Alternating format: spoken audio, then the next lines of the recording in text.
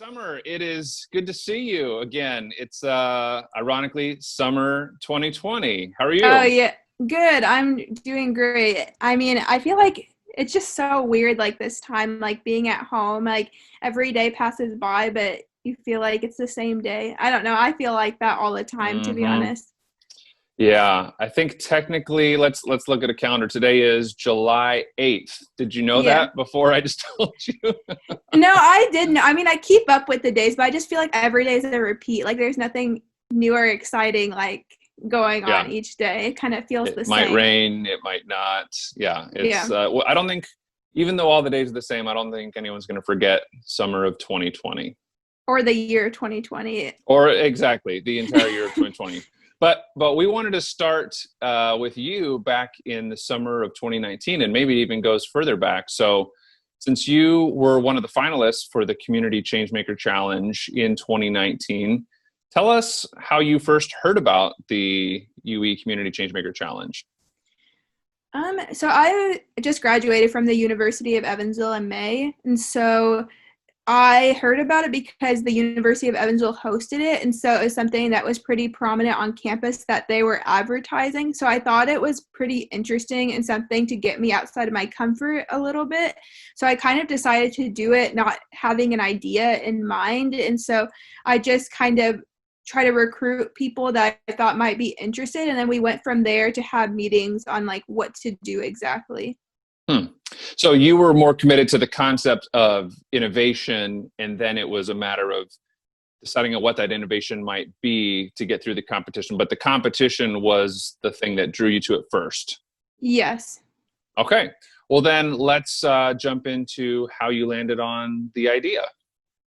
So, I mean, I would say we were bouncing between like I had like a group of people that I would refer to ask about ideas because I kind of didn't want to do it alone. But hmm I mostly had like a significant like partner that I did it with, Abdul.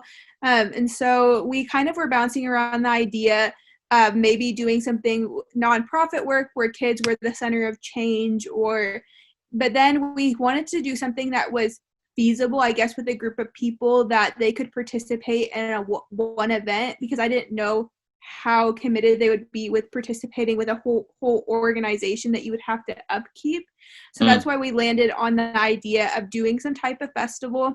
And so the mosque in Evansville actually has an international food festival each year, and we've participated heavily in it. And so we were familiar with the format, and we saw what type of festivals were offered in the city, and we saw that a lot of them didn't necessarily showcase a lot of cultures, and so we thought it'd be a good idea to kind of gather those cultures together. And so that's kind of how we landed on the idea. Yeah, because you guys have the International Food Festival, and that is every November, October, October, yeah. October. And that is, of course, just after the big festival that happens in our community, the Fall Festival, Yeah. which folks listening will have already discovered that the 2020 Fall Festival has officially been canceled due to COVID-19. And hmm have any announcements been made about the food festival at the mosque? I think they're currently deciding. I don't think they've made a decision about it just yet.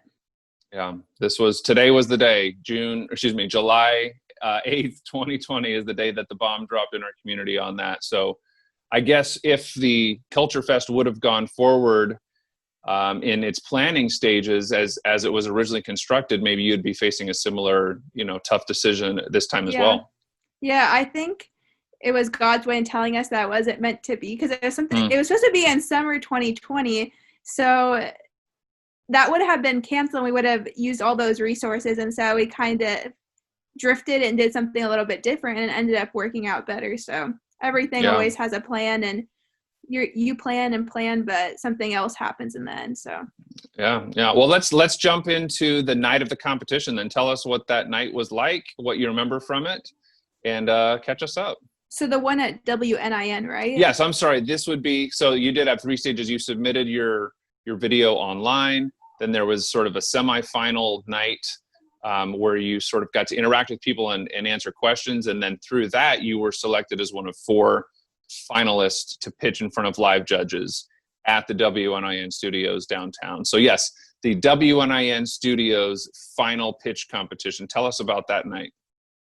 It was kind of nerve-wracking, to be honest. I mean, it wasn't like a large crowd of people that you were doing, but it was because you had like a type of script that you kind of memorized that you were pitching. And so I remember that I made a mistake, but when I watched it back, I saw that you guys cut out my mistakes, so it looked like I did better than I actually did. But yeah, it was pretty nerve-wracking. I know we were one of the last groups, which made it like a buildup of going out there and doing it. And so I remember there was like a conference room we were in, and even those people were like, oh, just do a practice run with us. I was like, no, I can't. Like, it's just so nerve-wracking. I feel like it's more nerve-wracking doing it for people you know versus like people that you're not that familiar with. So that's what I remember. I was pretty nervous at the time because I also was pretty nervous because I brought dancers and I was in constant communication, and then they were telling me they couldn't come, and then they came, and then they left work, and then they get back to work, and like then the music, was it copyrighted, not copyrighted? There was just so many different elements, and I brought food from different people, and I borrowed stuff from like a million different people, so it was like a lot of stuff I had to orchestrate, and I didn't know how it was going to be pulled off necessarily. Yeah, and you had family there kind of as moral support as well, right? Yeah. And so you were having to wait.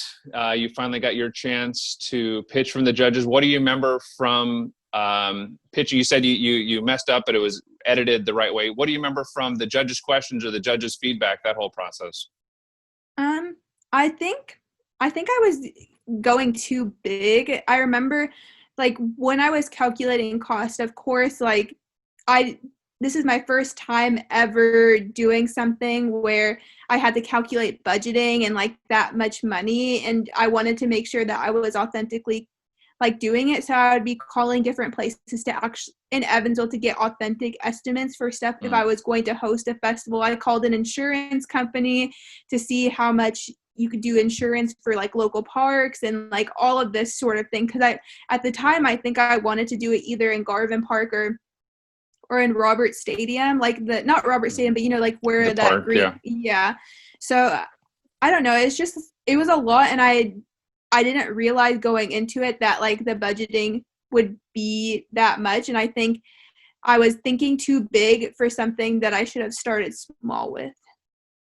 Yeah, because the group of judges had about $15,000 to kind of play with and allocate to 1, 2, 3, or all of the 4 groups that had requested funding through their project.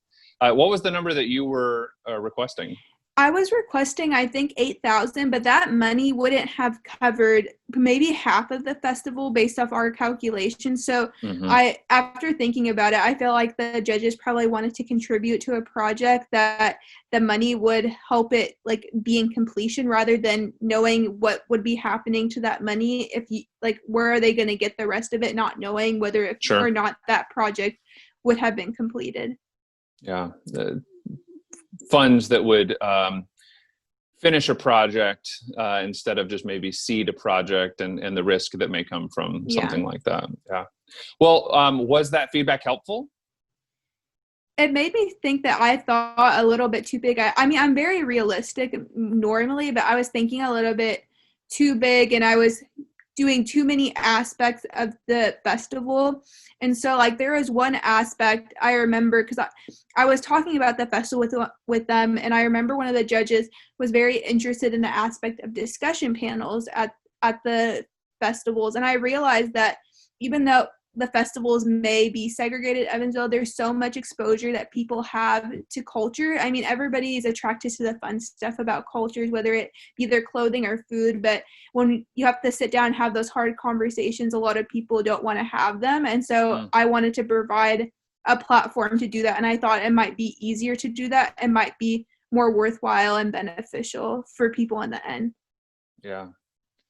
Well, spoiler alert for those who did not watch last year's pitch competition, but at the end, when they had to release the results from the judges, tell us about that final moment there.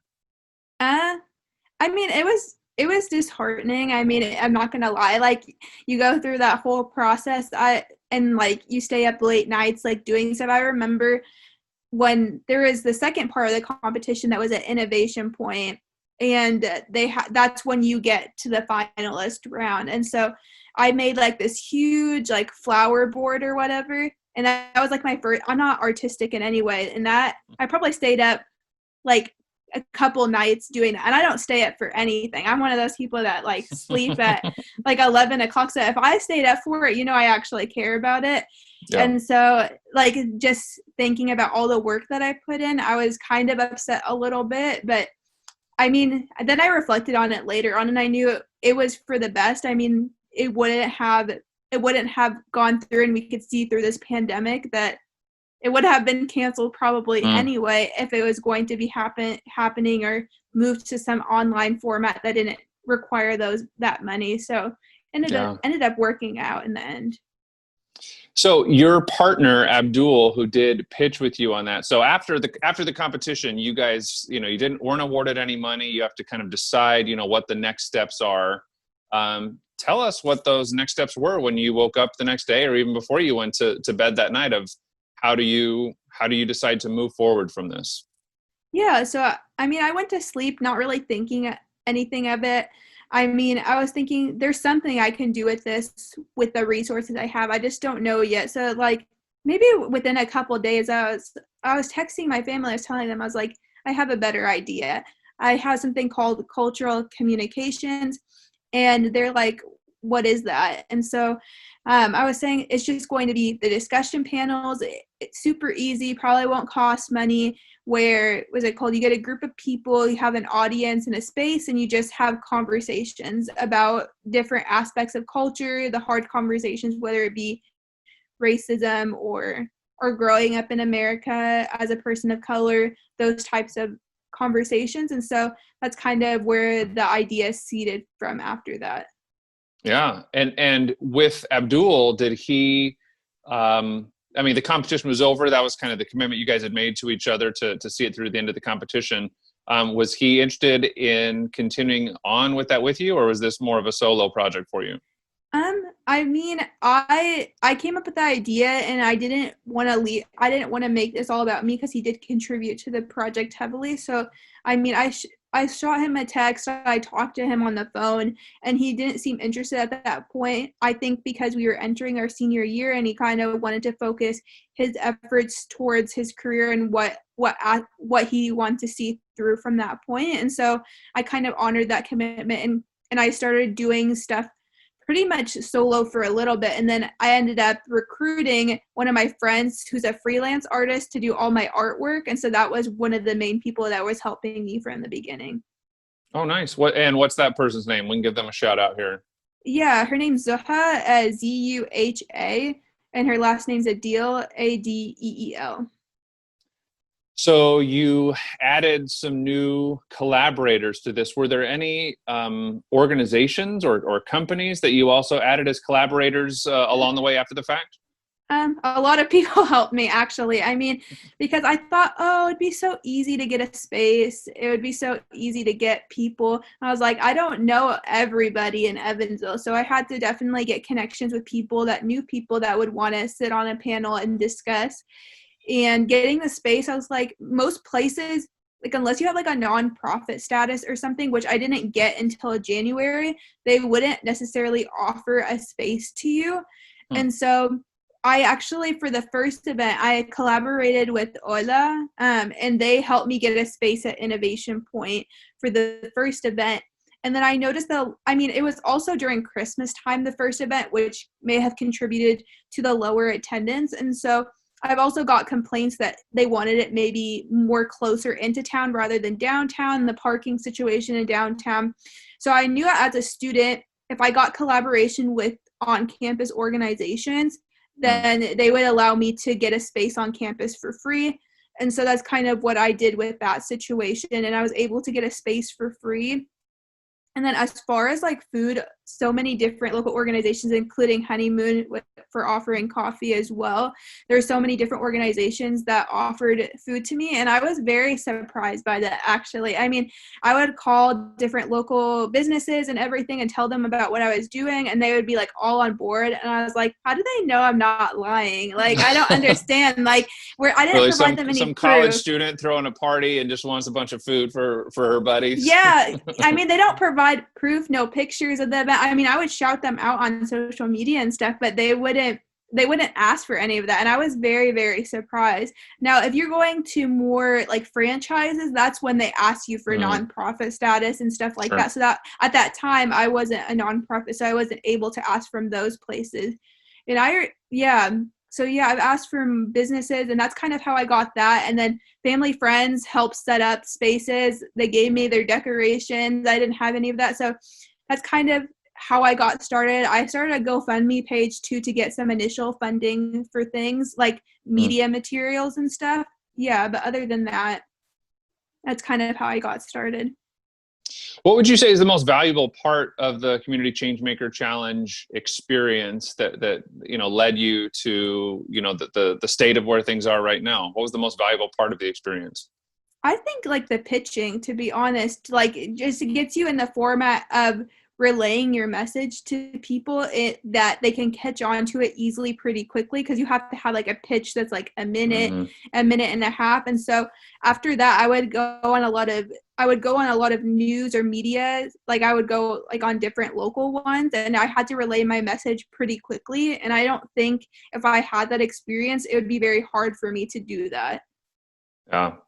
On the other side, the flip side, what would you say was the biggest challenge or obstacle that you faced during the competition, or after, just in the last year? What's the biggest obstacle you faced?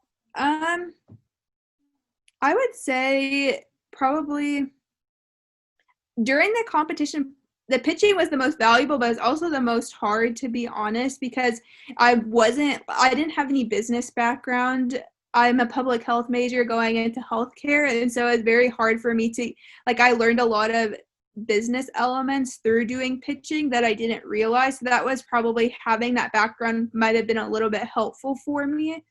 And then after the competition, probably it was like just I guess you have to make more connections than you realize with people. So you can't just claim to do everything by yourself, because it really does take a community to actually help you. Like a lot of the events, I couldn't have pulled it off without other people helping me, and I never wanted to take credit for all of it because I didn't do all of the work. Yeah, that's awesome. That's really encouraging here, and that leads me to kind of my last question for you in terms of the competition, which is, what advice would you give to people who are considering participating in the 2020 competition, which we've had to modify a bit due to the COVID-19 restrictions? Yeah, I'm trying to think of the new format and what I can provide, because it's definitely a lot different than what I would say. I would say just go for it. For me, like you wouldn't a million years, like if you known me from high school or early college, they wouldn't have known I would do anything like this. But I would just say that taking risks pay off in the end, and just do it. You're not going to lose anything by participating in something like this, anything you're going to gain. And so I just started taking risks with my life and the stuff I participated in, to start getting outside of your comfort zone.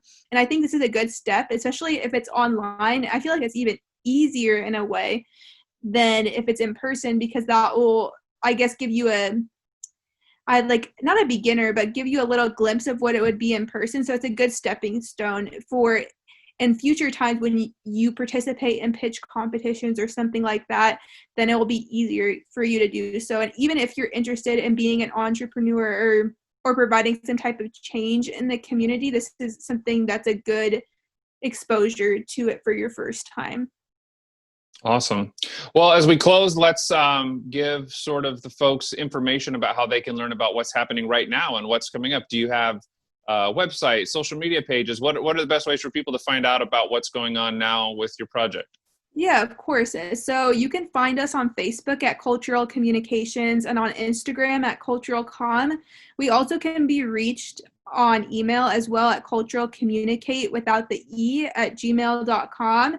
And we also, just because of the transition of COVID, we still wanted to get the message out of amplifying people's voices and people of color's voices. And so we started a podcast that was actually released in May called Amplify. And so that can be found on anywhere that you like to enjoy podcasts. So Spotify, Apple Podcasts, Anchor, Stitcher, Castbox, all of those different formats, you can listen to it as well. Awesome. Well, we'll put the links to that here near the video so folks can find that and dive in and learn more. Is there anything else that you'd want to mention as we wrap up this recap? No, I just think just for people to know, like if you're thinking about entering, I don't know if the competition information is going to be out by the time this is out, but just look out for it if it's not out. But just take a chance on it. Like now being at home, if anything, in a lot of college campuses either doing hybrid, you don't have to be in college to participate, but let's just think from a college student's perspective or high school. A lot of classes are online or a hybrid in between. So, and a lot of extracurriculars are like basically gone. And so you do have a lot more time, and that should be, you may be thinking about investing more in your community, and this is a good way to do it at home. So I would definitely consider participating. Awesome. Well, we hope that people heed your encouragement and we get some great innovations out there and continue to change the community. And we appreciate that you took that risk and keep on taking risks, and our community is the better for it. Yeah, thank you. All right. Thanks, Summer. We'll talk soon. Okay, bye. All right. Bye.